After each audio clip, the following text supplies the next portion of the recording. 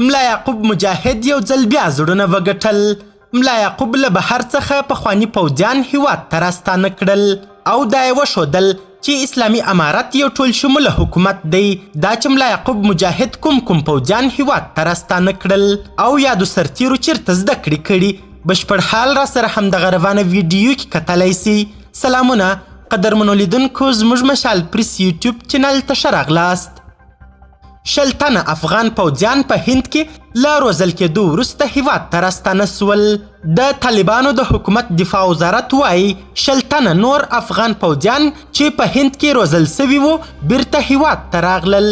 د دفاع وزارت پر اساس دا د هغو افغان پوځیانو یوه بله جبهه ده چې په هند کې له روزل کېدو وروسته بیرته خپل هیواد ته راځي.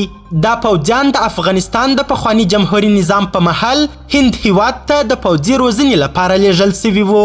دفاع وزارت په یوه خبرپاڼه کې ویلي له هند څخه د دغو روزل سوو پوځیانو راتګ د دفاع وزارت د فرمان پر اساس او د دې وزارت د بهرنیو اړیکو د ریاست په همغږۍ ممکن سوي دي.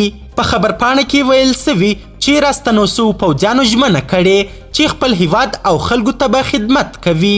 د طالبانو د سرچینو پر اساس تر دې وړاندې هم په هند کې د روزل سوو افغان پوځیانو څو جوپې افغانستان ته بیرته راستنې سوي دي. څه موده مخکې د طالبانو د دفاع وزارت د بهرنیو اړیکو رئیس روح الله عمر ویلي و چې په هند کې د روزل سوو پوځیانو له تجربو او مهارتونو څخه به په مسلکي او تخصصي برخو کې کار واخیستل سي. د طالبانو دفاع وزارت ادعا کړې چې تیرو څو میاشتو کې لسګونه نور پوځي محصلان هم افغانستان ته ستانه سوي چې دوی د پوځ په لیکو کې ځای پر ځای کړي دي.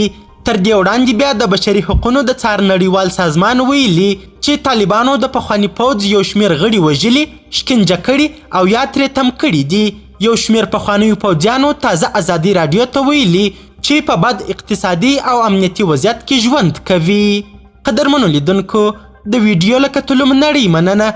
د لا زیاتو او نورو لحظه پر لحظه خبرې مطالبو لپاره زموږ همدغه مشال پریس یوټیوب چینل سبسکرایب کړئ. تر بیا او بلې ویډیو ښه وخت ښې چارې. د الله په امان.